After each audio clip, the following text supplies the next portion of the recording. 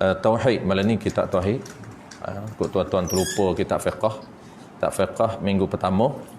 Minggu kali ini kitab Tauhid. Tajuk dia kita masih lagi membincangkan ciri ataupun sifat Allah Ta'ala yang ke-6. Yang kelima, qiyamuhu binafsih, selesai. Yang ke-6 iaitu sifat yang bernama wahdaniyah. Sifat yang bernama wahdaniyatun, ataupun terjemahan di dalam bahasa kita, bahasa Melayu, dia panggil sifat yang bernama esa, ataupun tunggal, ataupun satu. Esa ini terbahagi kepada 3. Kita dah bahas 1 daripada 3 bulan lepas.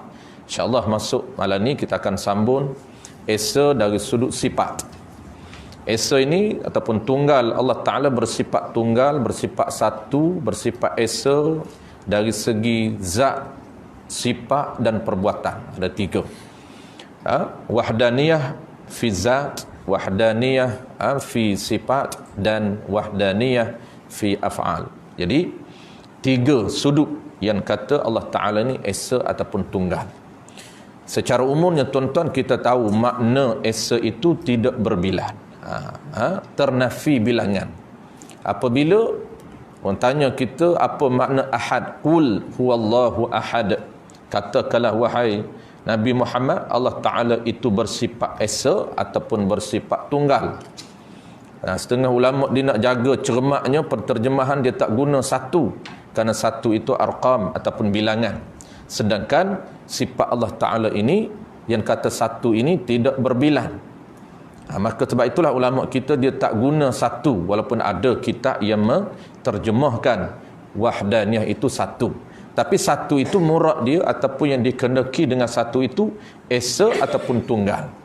Apa makna esa? Makna dia ialah tidak berbilang pada diri Allah, pada sifat Allah Ta'ala dan pada perbuatan Allah Ta'ala. Ataupun bahasa ringkas dia panggil apa? Dia panggil ternafi bilangan. Ternafi bilangan ini, tidak ada bilangan ini. Apa yang tidak ada bilangan? Yang tidak ada bilangan ialah diri Allah.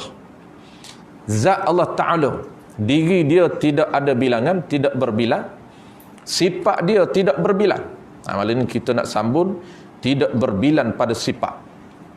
Pada sifat yang ada pada diri Allah Ta'ala, dia tidak berbilang. Dan tidak berbilang pada perbuatan Allah Ta'ala. Dia mengada sesuatu benda, perbuatan mengada itu, dia tidak ada bilangan ataupun tidak berbilang. Baik, sambung malam ni iaitu tidak berbilang, ternafi bilangan pada sifat. Yang disebut bulan lepas yang kita dah baca tuan-tuan, umum saja kitab kita ni ringkas.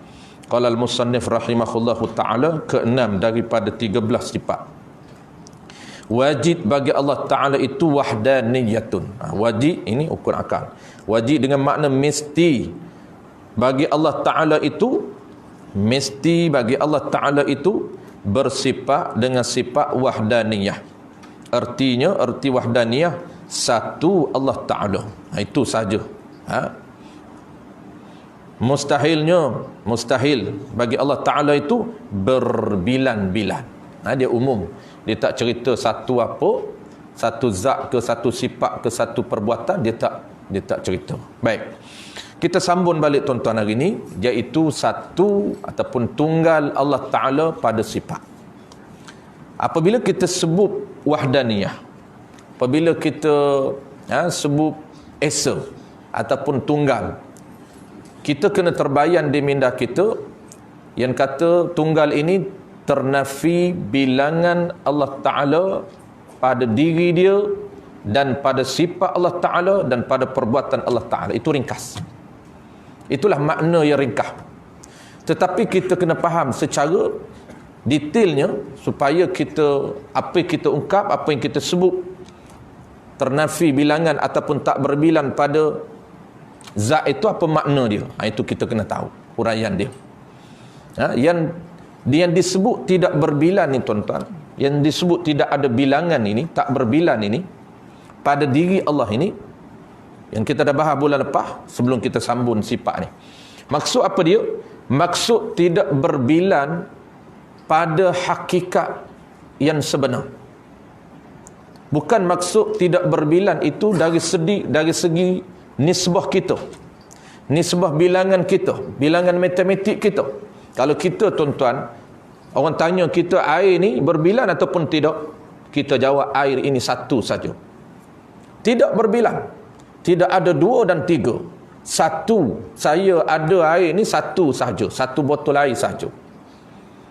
Maka bilangan air ini nisbah kita.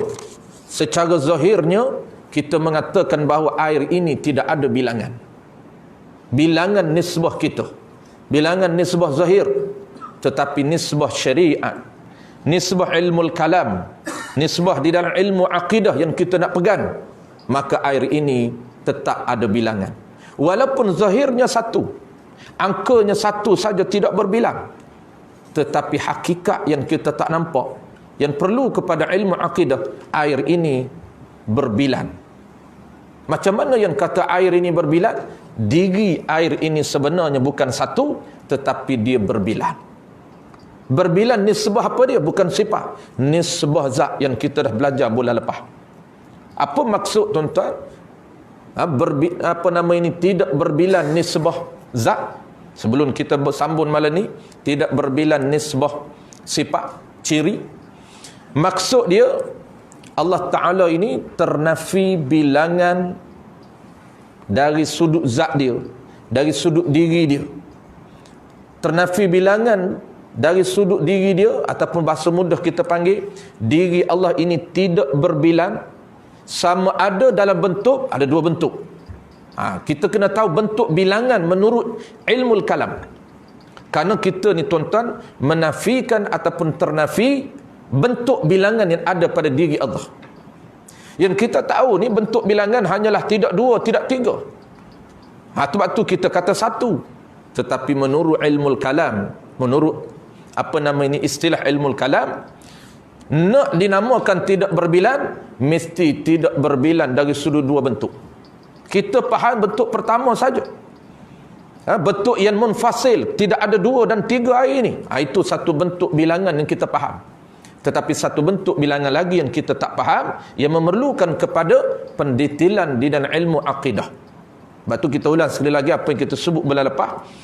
Allah Ta'ala tuan-tuan, dia tidak berbilang, zat dia sama ada dalam bentuk yang muttasil, yang tersusun. Allah Ta'ala ini, diri dia tidak berbilang, zat dia tidak berbilang ini sama ada dalam bentuk yang tersusun, dalam bentuk yang berjuzuk, tersusun beberapa juzuk. Kalau air ni tuan-tuan, dia bersusun beberapa juzuk molekul air. Untuk jadikan air satu ni, terpaksa kita susun beberapa juzuk air. Proses Allah Ta'ala jadi air ni, dia bukan satu menurut syariat. Dan sedangkan Allah Ta'ala ni yang kita kata satu dia ini, ternafi bilangan diri dia dalam bentuk yang tersusun. Allah Ta'ala ini dia satu dengan makna apa? Dengan makna diri Allah Ta'ala bukan dalam bentuk berjuzuk-juzuk, tersusun beberapa juzuk. Yang kita bagi contoh bulan lepas, bersusun beberapa juzuk ini ada dua yang dihuraikan oleh para ulama. Pertamanya macam mana? Pertamanya kita ni contoh, bersusunnya beberapa anggota untuk melengkapkan, untuk menyempurnakan satu kita ini. Beberapa anggota ini tersusun dengan kakinya, dengan tangannya, dengan badannya. Tersusun beberapa anggota untuk melekatkan, untuk menyempurnakan satu kita, satu manusia ini. Di satu manusia ini tuan-tuan, kejadian kita, satu kita dalam bentuk yang tersusun beberapa juzuk. Ada juzuk telinga, ada juzuk muka, ada juzuk tangan, ada badan, ada kaki. Kaki, tangan, semua itu dia saling memerlukan untuk melekatkan, untuk menyempurnakan satu yang ada pada manusia. Maka Allah Ta'ala dia ternafi bilangan dalam bentuk yang jenis tersusun daripada beberapa juzuk. Tu makna contoh tersusun daripada beberapa juzuk yang pertama kita. Contoh yang kedua kita dah bagi bulan lepas juga, iaitu dalam bentuk yang tersusun juga, tapi contoh yang lain. Tersusun apa tuan-tuan? Contoh kita dulu, dan yang lain sama je. Tersusun kita ni beberapa juzuk. Mana dia? Tadi kita kata luarannya tersusun dalam beberapa juzuk anggota. Yang keduanya bukan tersusun dalam beberapa juzuk anggota. Satu kita ini tuan-tuan, dia bersusun beberapa juzuk. Ada kulitnya, ada isinya, ada tulannya, ada darahnya, dia bersusun beberapa juzuk. Nampak satu tangan kita, satu tangan, tetapi tidak dinamakan satu menurut hakikat sebenar ilmu akidah. Kenapa? Kerana satu ini ada proses dia. Allah cipta daripada beberapa juzuk. Ada kulitnya, ada isinya, ada tulamnya, ada darahnya. Maka itu tidak dinamakan satu. Macam kita cerita contoh bulan lepas gelas ni tuan-tuan. Nampak satu gelas. Bukan dua, bukan tiga. Tetapi sebenarnya dia tidak satu menurut istilah ilmu kalam. Mana dalil dia tuan-tuan, kalau kita pecah dia, kaca ni dia berderai. Berterabur kaca ini. Kenapa? Kerana kaca-kaca itu dia membentuk menjadi gelas ini daripada beberapa juzuk kaca. Dibentuk menjadi satu gelas. Tetapi menurut hakikat sebenar ada bilangan, tetapi bilangan dalam bentuk apa? Bilangan dalam bentuk yang muttasil, yang tersusun beberapa juzuk kaca untuk menjadikan satu gelas. Maka Allah Ta'ala, bentuk yang pertama, dia ternafi bilangan diri Allah dalam bentuk yang tersusun daripada beberapa juzuk. Beberapa juzuk itu contoh dua, kita dah jelas contoh dua. Dan bentuk yang kedua, ternafi juga bilangan zat Allah Ta'ala ini dalam bentuk yang munfasil, yang terasin. Diri Allah Ta'ala ini terasin 2, 3, 4. Ini angka yang kita mudah faham. Ini kita faham dalam bentuk ini. Yang kita kurang clear, memerlukan kita belajar bentuk yang pertama, bentuk yang tersusun tadi. Maka bentuk yang kedua ni tuan-tuan, dia ternafi bilangan zat Allah Ta'ala 2, 3 ke atas. Ternafi. Kerana satu diri dia. Tidak ada diri Allah yang lain yang sama kategori, sama power dengan Allah. Ada satu lagi menyebabkan Allah 2, maka ternafi bilangan. Itu bilangan yang kita nampak. Itu bilangan betul yang kita nampak zahirnya ada bilangan. Settle tuan-tuan, sambung malam ni, iaitu satu, tidak ada bilangan pada sifat dia. Ini cerita semua ni malam ni tuan-tuan. Wahdaniyah ini cerita tentang yang memerlukan kepahaman tentang arkam ataupun bilangan. Kerana Allah Ta'ala ini, dia tidak ada bilangan diri dia, dan tidak ada bilangan sifat dia, dan tidak ada bilangan perbuatan. Maka kita nak faham bilangan yang ternafi di zat Allah Ta'ala itu menurut bilangan hakikat yang sebenar, bukan bilangan pada zahir. Sebab itu bahasa ringkas tuan-tuan, kita tak cerita detail, maka kita simpulkan ringkas.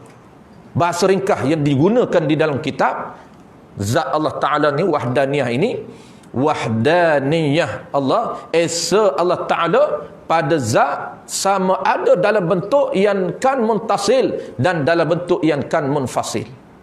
Itu istilah. Kalau kita tak faham pendetailan tadi tuan-tuan, menyebabkan kita tak faham istilah yang digunakan oleh para ulama dalam kitab akidah. Maksud kan muttasil, kan itu bilangan, muttasil itu tersusun. Itu bentuk bilangan yang ternafi di zat Allah Ta'ala. Tapi dalam kitab biasalah tuan-tuan, dia akan guna istilah dia yang kita perlukan kepahaman menurut bahasa kita. Yang digunakan oleh ulama ringkas saja. Tak ternafi Allah Ta'ala dalam bentuk bilangan kan muttasil dan dalam bentuk bilangan kan munfasil. Kan muttasil apa dia? Bentuk bilangan yang tersusun daripada beberapa juzuk. Bentuk bilangan yang kedua apa dia? Kan munfasil. Bentuk bilangan yang terasin, yang mudah kita faham. Ada lagi satu zat Allah Ta'ala yang sama dengan diri dia. Maknanya Allah dua, Allah tiga.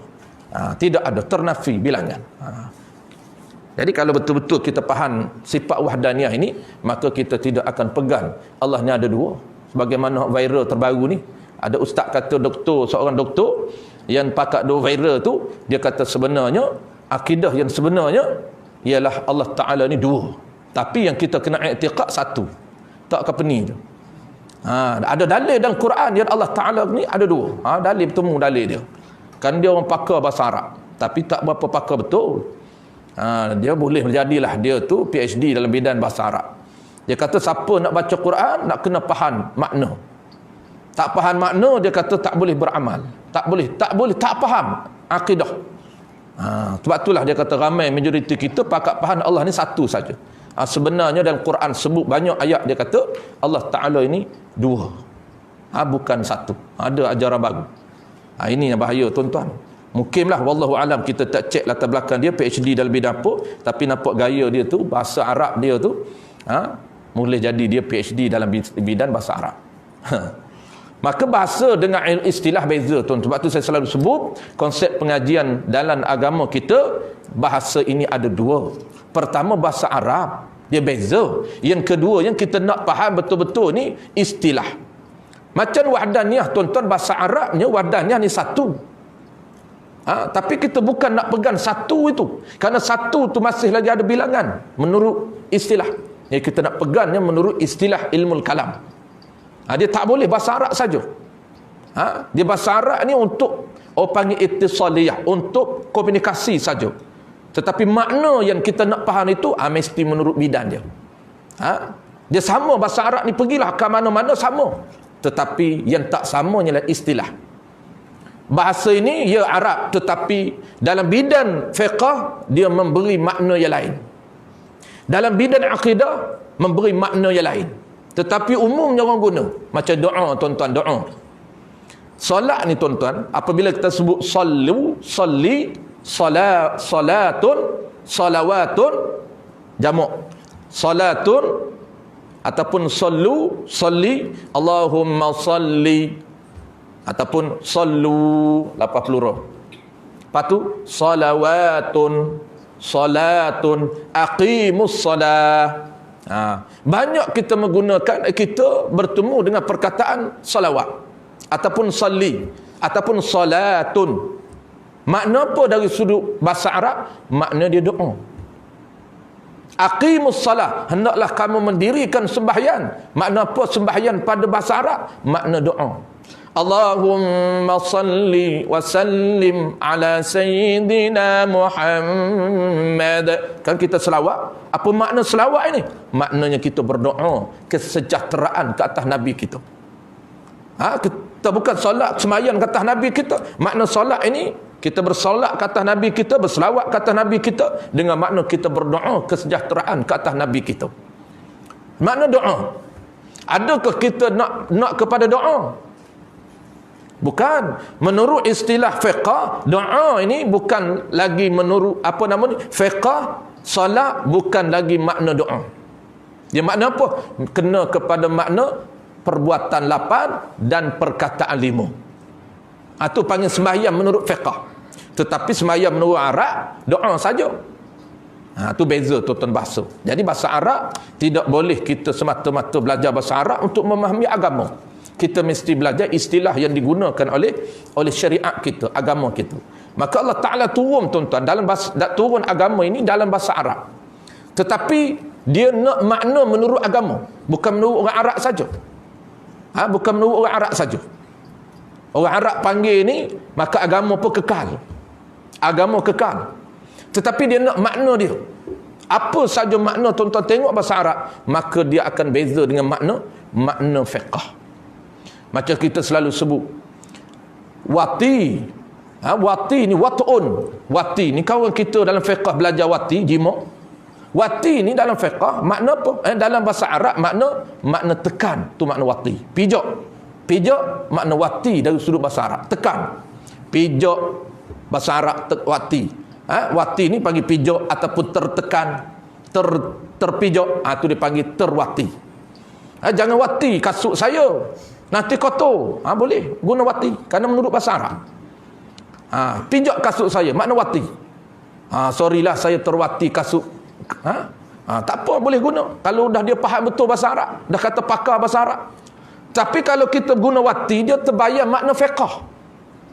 Tanda dia tu dah mahir fiqah. Kita orang kita tuan-tuan, kalau sebut wati, orang lama-lama, orang baru tak tahu apa wati ni. Jangan kata wati, jimuk tak tahu.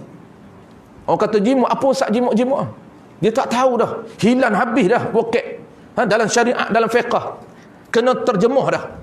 Kena terjemuh ke bahasa Melayu. Menurut wati dari sudut fiqah apa dia? Wati dari sudut fiqah ni jimuk lah. Jimuk. Apa dia jimuk ni? Apa dia wati ni? Dia lain dengan makna asal. Kan asal tekan, cuma dia ada imbah-imbah lah. Pijak dengan tekan pun. Dia imbah-imbah lah. Kalau wati menurut fiqah, memasukkan zakar ke dalam, memasukkan sekalian hasyafah, bukan zakar. Dia tak semestinya zakar, asalkan tegelan hasyafah nama wati dah. Walaupun tak tegelan semua zakar, dinamakan wati. Itu kena faham makna wati. Tegelan hasyafah sekalian, kalau separuh tegelan, tak nama wati. Tak nama wati, tak nama jimuk, tak wajib mandi. Tu kena faham makna wati menurut syariat kita. Allah Ta'ala mengekalkan bahasa Arab tuan-tuan wati ni, tetapi makna lain. Daripada tekan, daripada pijak, nak kepada makna memasukkan sekalian hasyafah ke dalam farah. Panggil wati. Tu. Dan farah, satu lagi contoh kedua. Farah dalam bahasa Arab tuan-tuan makna luban. Segala luban kita panggil farjun, lubaidun, farjun. Farjun kabir, besar lubaidun kamu ni. Nak cerita. Farjun kabir, besar lubaidun. Nak cerita lubaidun luah. Telinga, luban juga. Nama farjun juga, farah juga. Segala luban dan dia semua dipanggil farjun. Orang Arab. Tetapi Allah Ta'ala menurunkan istilah yang sama untuk syariat, perspektif syariat. Beza. Apabila Allah Ta'ala kata farah, menurut ilmu syariat, menurut agama, ada makna lain. Makna apa? Spesifik kepada luban yang berada di bawah pusat. Semua luban bawah pusat ada 3 luban tuan-tuan, semua farah. Luban zakar nama farah, luban farah nama farah, luban dubur nama farah. Menurut fiqah, luban yang berada di bawah pusat. Kalau dia guna umum, kalau kita baca kitab fiqah, dia guna umum. Dia tak sebut lubang dubur, dia tak sebut lubang kubur. Kalau lubang kubur tu samalah farah bawah tu. Dia tak sebut lubang zakar, tapi dia sebut faraj. Kita faham. Farah merakumi 2. Apa dia? Lubang zakar dan lubang faraj. Tapi kalau dia sebut dua-dua, asin. Dia kata lubang farah dan lubang zakar. Tu asin. Nak menunjukkan zakar hak lelaki, farah lubang perempuan. Lubang dubur belakang pun panggil farah juga. Tapi kalau orang Arab saja tuan-tuan, dia nak faham farah, segala lubang semua farah. Tak ke pening. Keluar sesuatu daripada farah kamu, batal. Batal solat kamu. Batal wuduk kamu. Keluar lubang mana? Lubang telinga. Keluar benda ke lubang telinga. Batal ke tak wuduk? Tak batal. Ini dia kata farah. Orang Arab kan pening kan? Dia faham menurut bahasa dia saja. Kalau lain, bahasa dia lain, bahasa kita lain. Itu bahaya belajar bahasa Arab saja, tak belajar agama. Ya, bahasa Arab ini alat untuk memahami agama, tapi kena belajar dua-dua. Arab pun kena belajar, bahasa agama pun kena belajar. Bahasa agama tu dia panggil istilah agama. Istilah agama dia kekalkan istilah bahasa Arab. Tapi kita jangan gunalah silap faham. Jangan wati kasut saya. Orang tak faham wati menurut bahasa Arab. Oleh kerana kita mahir fiqah. Dia ni nampak wati jimuk. Kenapa apa haji ni cakap ikut dam ya? Ikut dam apa? Saya baru belajar bahasa Arab. Saya memang ada kuliah bahasa Arab kat surau saya ni. Jadi nak beramal lah dengan bahasa Arab ni tuan-tuan. Cara bahasa apa pun tuan-tuan setiap hari kena guna sekurang-kurang 2-3 minit. Tuan-tuan nak mahir bahasa Arab, setiap hari ambil lah 2 minit ke 3 minit bercakap bahasa Arab. Tak ada orang kat rumah nak bercakap dengan siapa? Bercakap lah dengan dinding pun tak apa. Cakap dengan siapa tu? Man anta? Ana talib. Tak apa, bercakap seorang diri saja. Dia memang bahasa dia kena guna setiap hari. Kurang-kurang kata guru saya 5 ke 10 minit setiap hari guna. Dan setiap hari bagi ada bahasa baru, bahasa Arab. Tuan guru saya kata tak payahlah kita do action nak apa 3 hingga 5. Dia kata kamu apa satu saja cukup, satu kalimah satu hari. Jangan setengah pelajar ni dia kata saya Tok Guru 3. Saya nak apa hari ni 3 kalimah baru. Dia kata itu dia kata bolehlah 2-3 hari. Lepas tu seminggu 2-3 boleh lagi. Sebulan boleh lagi, 2-3 bulan tak apa dah. Tapi kalau hari-hari ni dia kata kita apa satu saja, insya-Allah istiqamah, konsisten. Dah setahun kita ada 360 wakil di dalam minda kita. 360 hari kan setahun. Kita dah ada 1 tahun 360 hari. Dah ada wakil dalam diri kita, sambung sajalah. Sambung. Baik, yang kedua. Sifat. Mula dah lagi sifat? Tak mula lagi. Baru intro apa tu? Dah hazard dah. Sifat ni mudah saja tuan-tuan. Sifat ni dia mudah. Sebab tu kita nak habiskan malam ni sifat dengan af'al. Dua-dua.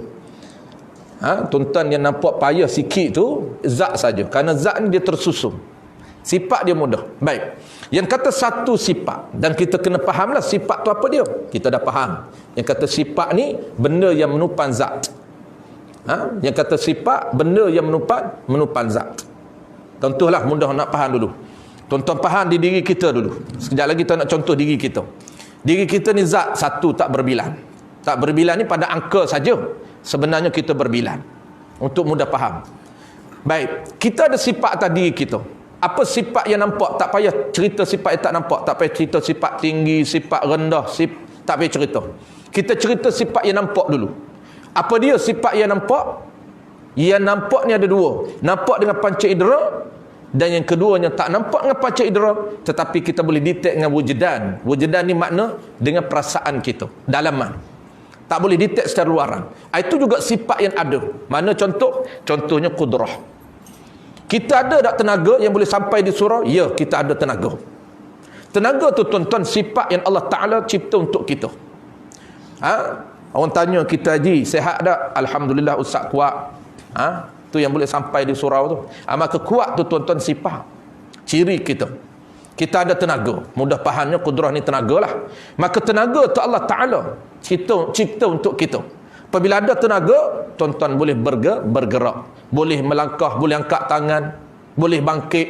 Kenapa boleh bangkit tu? Kerana ada sifat di dalam diri tuan-tuan yang bernama kudrah, yang bernama perkuasa. Dengan sifat itu, dengan ada tenaga itu, tuan-tuan boleh bergerak. Dengan sebab sifat yang Allah Ta'ala letak dalam diri kita. Baik, sifat yang ada dari kita ini, kalau nisbah pada Allah Ta'ala, sifat dia yang ada, kudrah, dia tidak berbilang. Dia esa pada sifat. Baik, dah saya faham secara konsep sifat. Baik, kita akan tengok yang kata esa pada sifat macam mana. Ada dua bentuk. Ternafi dua bentuk bilangan. Ternafi dua bentuk bilangan. Yang kata esa ataupun tidak berbilang pada sifat. Tidak berbilang pada sifat tuan-tuan ada dua bentuk. Bentuk bilangan yang ternafi di sifat Allah Ta'ala. Mana dia? Pertama, ternafi berbilang pada satu jenis sifat yang sama kategori. Ternafi bilangan. Kita tahu sifat Allah Ta'ala tuan-tuan, yang ada di zat Allah Ta'ala, yang melekat di zat Allah Ta'ala ini, sifat dia ini ternafi berbilang sifat Allah Ta'ala yang berada di zat dia. Sifat yang mana ternafi bilangan ini? Sifat yang jenis yang sama kategori dia. Apa makna sama kategori? Contoh tuan-tuan, ambil contoh. Contoh dia qudrah. Ini sifat jenis yang pertama. Ada sifat Allah Ta'ala di zat dia yang bernama qudrah. Kita akan belajar akan datang. Wahdaniyah qudrah. Bulan depan kita akan masuk qudrah. Minggu depan kita akan masuk qudrah. Maka qudrah ni tuan-tuan, dia tidak berbilang di zat Allah Ta'ala sifat yang sama jenis dengan qudrah. Makna apa? Makna tidak ada sifat di zat Allah Ta'ala itu dua qudrah. Tidak ada dua qudrah. Tidak ada dua iradat di diri Allah. Dia hanya satu saja. Dia hanya esa sifat yang bernama qudrah. Sebab itulah kesimpulan dia ternafi berbilang zat sifat Allah Ta'ala yang sama jenis, sama kategori, seperti tidak ada sifat qudrah yang dua, tiada iradat dua, dan sebagainya. Qudrah Allah Ta'ala bukan dua, iradat Allah Ta'ala bukan dua, hayat Allah Ta'ala bukan dua, sama Allah Ta'ala bukan dua, basar Allah Ta'ala bukan dua. Dia satu. Itu bentuk pertama. Dia panggil satu dalam bentuk yang pertama. Dia panggil satu dalam bentuk yang ternafi bilangan secara muttasil. Ni bilangan secara muttasil. Apa makna secara muttasil? Bilangan secara bersambung di zat Allah Ta'ala. Maknanya tuan-tuan, kita faham satu zat Allah Ta'ala. Zat Allah Ta'ala satu. Satu zat Allah Ta'ala ini, dia tidak ada dua qudrah yang sama pada diri dia. Dua qudrah yang sama, dua iradat yang sama. Tu makna bahasa yang ringkas kita sebut tadi, ternafi bilangan sifat Allah Ta'ala yang sama jenis, sama kategori. Apa makna sama jenis? Kalau qudrah, ada satu qudrah yang lain yang menyamai dengan qudrah Allah Ta'ala.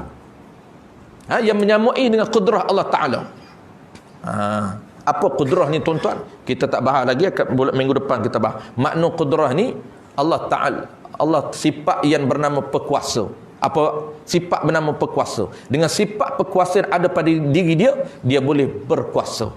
Berkuasa apa? Berkuasa mengada dan mengadam, membinasakan tiap-tiap sesuatu yang mungkin, yang harus pada akal. Dia boleh mengada apa saja perkara mungkin, bukan mustahil, perkara mungkin, perkara yang harus pada akal. Dan apabila dia mengada, dia boleh membinasakan. Dia mengada kita, tuan-tuan, daripada kita tidak ada, dia mengadakan kita, dan dia boleh membinasakan kita. Maka mengada kita ni tuan-tuan, dengan apa Allah mengada? Allah Ta'ala mengada bukan dengan zat dia. Ini antara ahli sunnah wal jamaah yang membezakan dengan firqah Jabariyah dan Qadariyah dan Mu'tazilah. Mereka mengatakan bahawa Allah mengadakan dengan zat dia. Bukan. Ahli sunnah wal jamaah tidak berpegang kepada pegangan begitu. Ini tempat-tempat yang membezakan ahli sunnah dengan firqah yang lain, firqah yang sesat, yang tak betul. Mereka mengatakan Allah Ta'ala melihat dengan zat. Mereka mengatakan Allah mendengar dengan zat. Mereka mengatakan Allah mengadakan apa saja perkara mungkin dengan diri Allah. Bukan. Kita tuan-tuan, Allah mengada suatu benda mungkin dengan sifat yang bernama qudrah, perkuasa. Itu bahaya. Pegangan, kalau kita tak halusi pegangan ahli sunnah, tempat inilah yang menggelincirkan akidah kita. Walaupun dia tidak sampai kepada kufur, tidak sampai kepada kufur, tetapi akidah tersebut akidah yang fasik dan batil. Firqah Jabariyah, Qadariyah, Mu'tazilah tidak sampai pahaman mereka kepada kufur. Walaupun tak sampai kepada kufur, akidah mereka, pahaman mereka batil. Tidak sebenar menurut ahli sunnah wal jamaah. Kita ulang sekali lagi tuan-tuan. Allah mengada suatu benda. Allah mengada kita, mudahlah. Allah mengada kita ini dengan apa dia? Bukan dengan zat, dengan sifat yang bernama qudrah yang ada di zat dia. Yang ada di zat dia. Contoh mudah faham begini. Tuan-tuan boleh datang ni, kenapa tuan-tuan boleh datang hari ni? Contoh orang tanya. Sebab kuat lah Ustaz. Kuat duduk di mana? Badan ada, tapi sifat Allah Ta'ala tarik. Itu tanda bahawa kita ni boleh melangkah, bukan dengan badan kita. Cuma badan bergerak ni sebab sifat dalamnya ada. Sifat tenaga. Yang kita kata, bahasa kita ni kita panggil tenaga yang kuat. Allah Ta'ala beri kekuatan kita pada hari ni. Boleh berjalan. Ya, nak boleh berjalan, nak sampai diri kita di sini ni tuan-tuan, kerana Allah Ta'ala cipta kita sifat yang nama tenaga yang ada dalam diri kita. Apabila ada tenaga dalam diri kita, kita boleh bergerak. Itu konsep sahaja.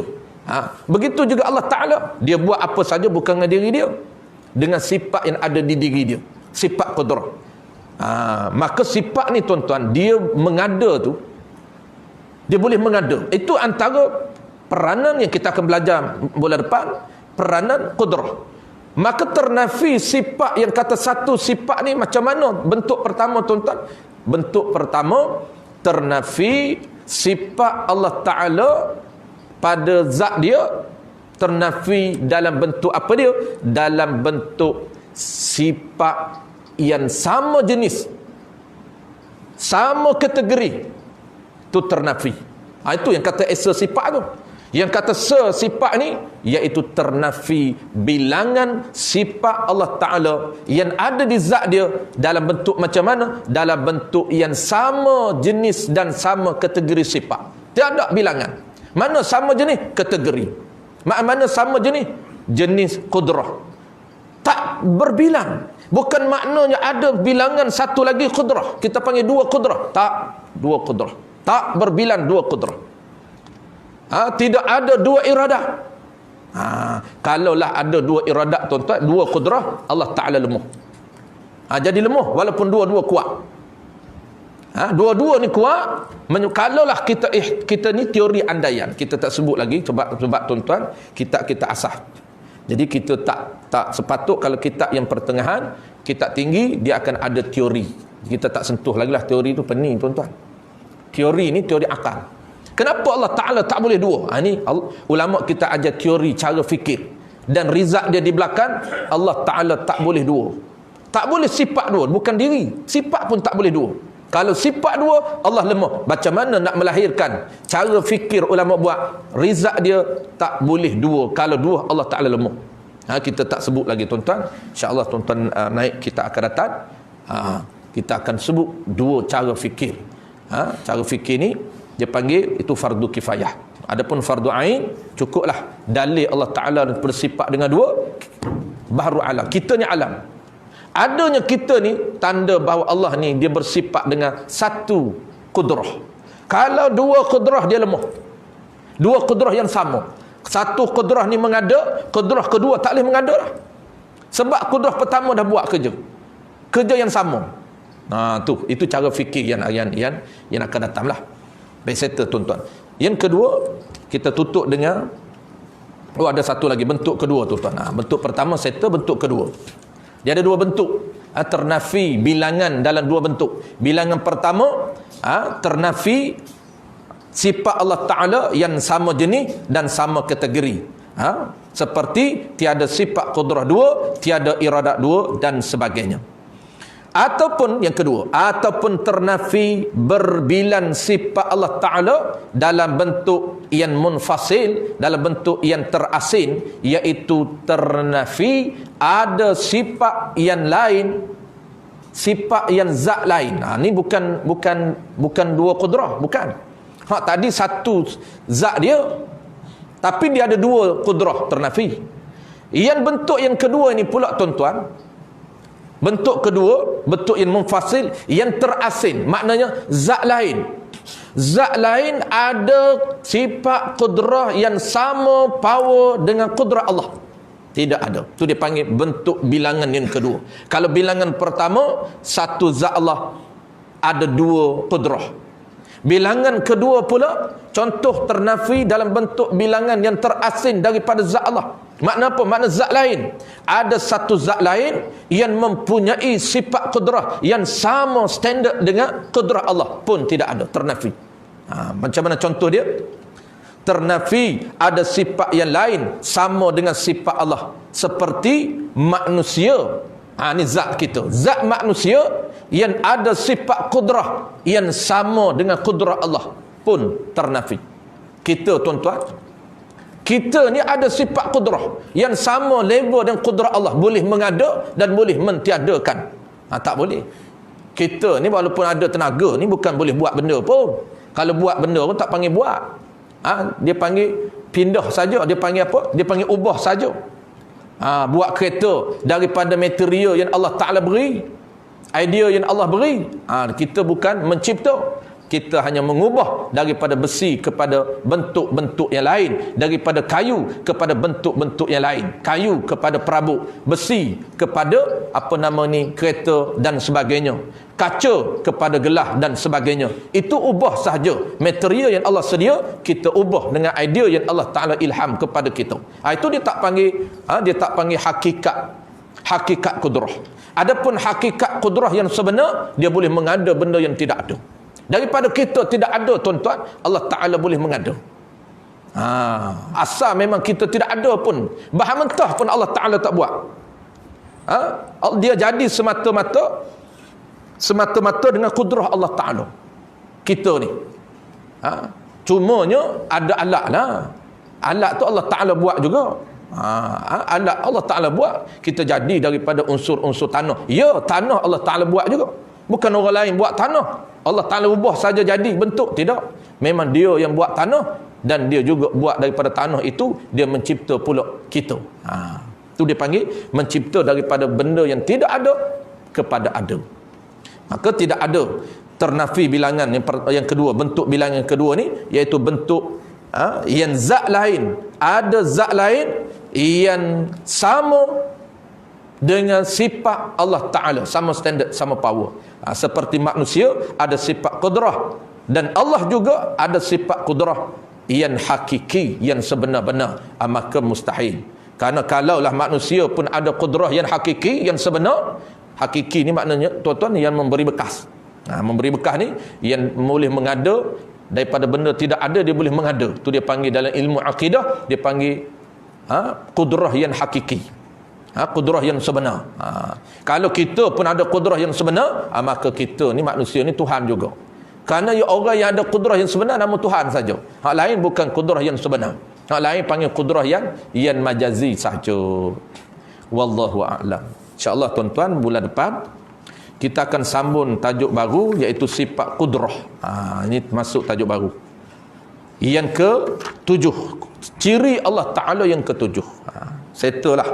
Ciri Allah Ta'ala yang ke-6.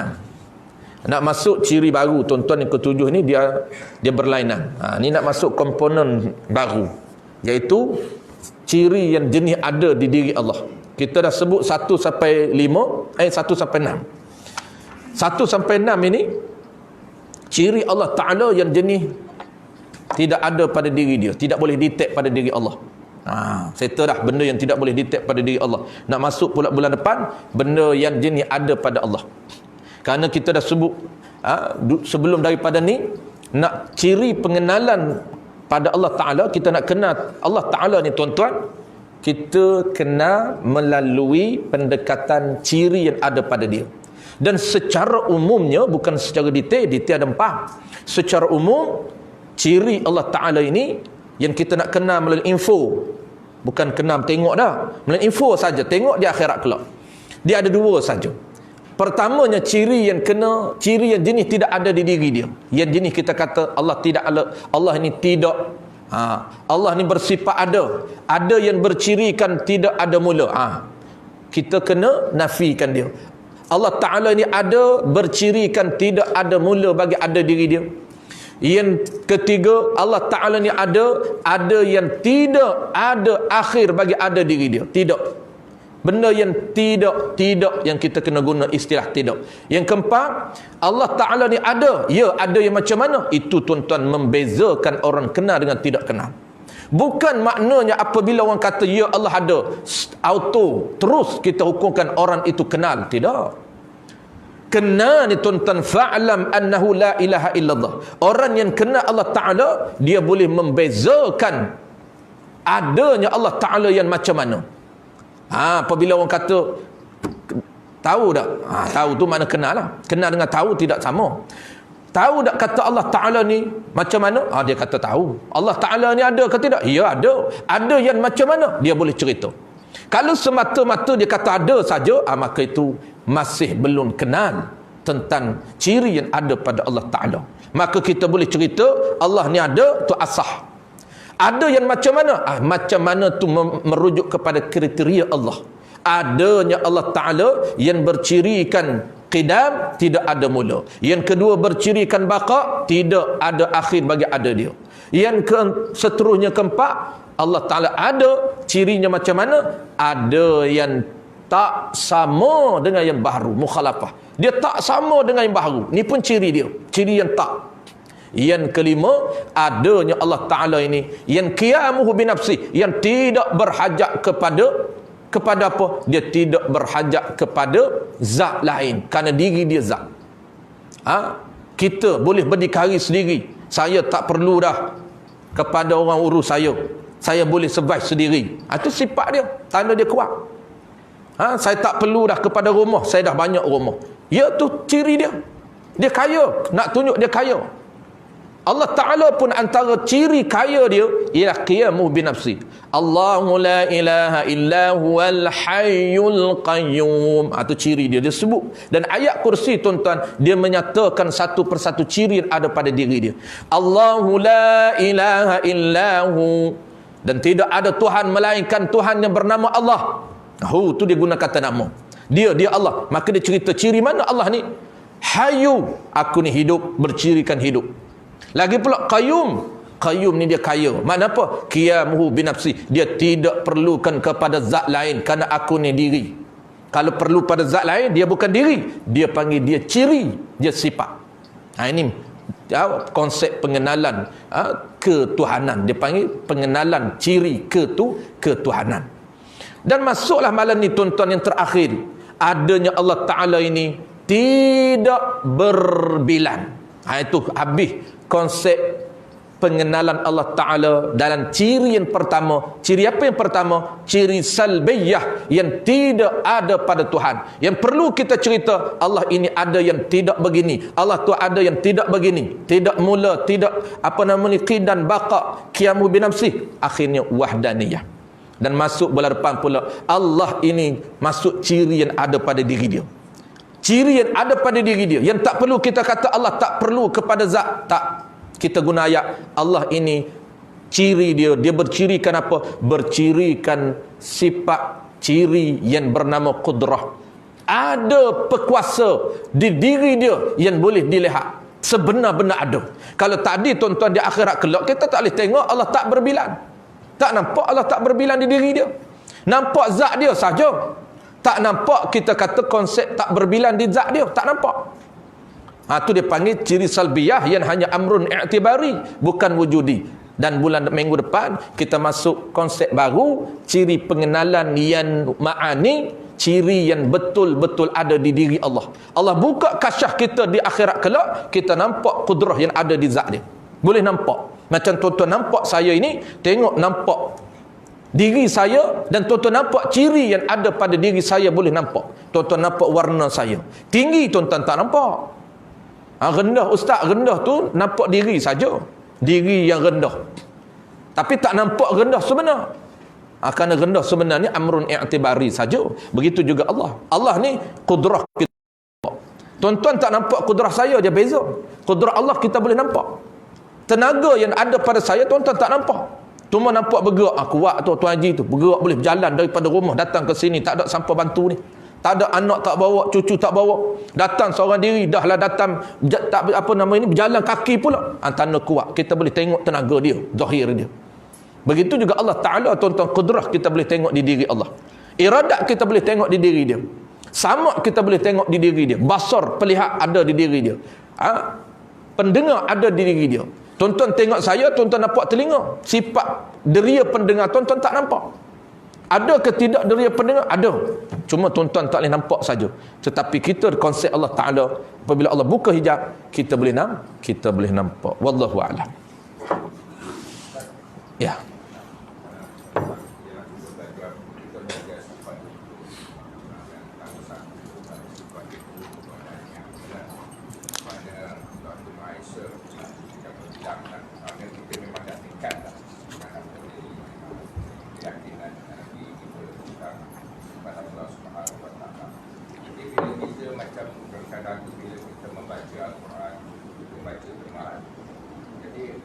Allah kadang tu dia menggunakan bahasa kami. Jadi kadang tu bila kita baca bahasa kami itu, makna kalau ada terdetik dalam hati kita, dia akan buka kaki kita. Dia was-was syaitan. Walaupun kita tahu Allah itu satu, tapi bila kita baca itu dalam Quran itu ada Allah membahasakan kami. Jadi bila kita macam timbul ada tanya dan itu, adakah itu akan membuka kita punya akidah kita. Akidah kita. Ini antara orientalis barat dan orang Kristian, dia menyerang umat Islam. Ini antara perkataan-perkataan yang kita perlu faham. Dia orang menggunakan bahasa Arab untuk menyerang balik kita, yang mengatakan Allah ni berbilang. Trinity. Mana dalil? Antaranya dalil Allah menggunakan perkataan kami. Kami itu merujuk pada ramai. Nahnu nazzalna dzikra wa inna lahu lahafizun. Nahnu nazzalna dzikra, kami. Nahnu nazzalna, kami menurunkan zikra, peringatan, yakni Quranul Karim, dan kamilah yang jaga Quran. Kami ini merujuk kepada ramai. Dalam bahasa Arabnya, apabila nahnu plural, ana singular. Nahnu ni memang dari segi bahasa Arab ramai. Sebab itulah ayat inilah yang diambil oleh orientalis barat dan diambil oleh Kristian untuk guna balik hujah kepada orang Islam bahawa inilah dalil Allah Ta'ala ini bukan satu. Kerana banyak dalil dari Quran dia menggunakan lafaz kami. Jawab dia tuan-tuan, kami di sini ada banyak makna. Sebab tu nak kepada makna kami. Maka apabila kita faham, dia sedikit pun tidak berjaya diwaswas oleh syaitan, tidak akan menggugat akidah kita. Kenapa? Kerana kita faham makna kami. Maka kami di sini ini nak menunjukkan kepada apa dia? Kepada ihtiram, kemuliaan dan kebesaran yang ada pada Allah. Allah Ta'ala ini dia menggunakan gelaran dia, menggunakan kata ganti nama. Dia tak nak guna saya, dia tak nak guna aku, tapi dia guna kami, merujuk kepada aku. Tanda apa kami? Ini menandakan kebesaran dan ketinggian pakak dia. Kami ini merujuk pada aku, panggilan diri dia. Dia memperbahasakan diri dia ini aku. Dia memperbahasakan diri dia ini kami. Kami, aku ni tuan-tuan, merujuk kepada diri dia satu. Dan kami menurunkan dengan makna dan saya ataupun aku menurunkan zikra, yakni Al-Quran. Wa inna lahu lahafizu, dan sesungguhnya akulah yang menjaga Al-Quran itu. Sampai hari ni Quran tak hilang tuan-tuan. Akan ada orang yang tegur kalau silap Quranul Karim itu. Baik. Maknanya kesimpulan tuan-tuan, makna kami itu merujuk kepada gelaran, panggilan, memperbahasakan diri dia aku. Kenapa kami? Sedangkan kami ni ramai. Merujuk kepada apa? Dengan makna apa? Nak menceritakan, Allah Ta'ala nak menceritakan diri dia ini tinggi dan mulia dan besar. Sebab tu kami. Sebab tu orang besar-besar tuan-tuan, dia akan menggunakan kami. Dia akan menggunakan kita. Walahana nak cerita diri dia. Ini menandakan kebesaran, ketinggian dia. Raja-raja, walaupun di samping dia menggunakan beta merujuk diri dia, ada juga dia menggunakan istilah-istilah kami, merujuk kepada kebesaran diri dia. Walaupun titah itu, arahan itu datang daripada diri dia, tetapi dia terkadang tidak menggunakan perkataan aku, perkataan saya, tapi dia menggunakan perkataan kami. Kami sepakat. PM pun dia guna kami sepakat. Baik. Sebab tu bahasa-bahasa juga tuan-tuan. Kalau tuan-tuan perhatilah, ada bahasa. Ini saya spesifik kepada bahasa Kelantan lah. Kerana Kelantan ni banyak dipengaruhi oleh bahasa Arab. Tuan-tuan perhati sangat banyak dipengaruhi oleh bahasa Arab. Kerana dia ni salah satu daripada kawasan ataupun negeri yang tempat muncul awal kegemilangan Islam selain daripada Aceh, selain daripada Fatani. Lepas tu dia ada negeri Serambi Mekah. Itu nama dulu, bukan gelaran sekarang, gelaran dulu. Tuan-tuan perhati penggunaan orang sana. Orang sana ni dia merujuk kepada saya ni banyak nama dia. Dia guna Amba, saya. Dia Amba, saya Tuhan baru. Amba, saya, kawan, kita ni tuan-tuan merujuk pada ramai. Kita. Tetapi sebenarnya bukan ramai. Dia nak cerita diri dia, kita. Nak cerita diri dia. Kita mari sore aja. Kenapa kita mari sore? Kalau kita mari ramai lah sepatutnya. Tuan-tuan perhati setengah orang guna, orang Kelantan dia guna istilah kita. Kalau aku dan dia ni biasanya orang Kelantan ni dia ada uslub dia. Dia tak boleh tiru tuan-tuan. Kalau tiru tak kena gaya dia. Kadang-kadang kita nak tiru. Bertemu orang Kelantan sebut cakap aku. Dia orang Kelantan ni nak sebut aku ni dia kasar sebenarnya. Dia untuk orang betul-betul kenal. Rapat sangat sehingga aku. Apabila dia boleh akumu tuan-tuan, tu tanda dia rapat.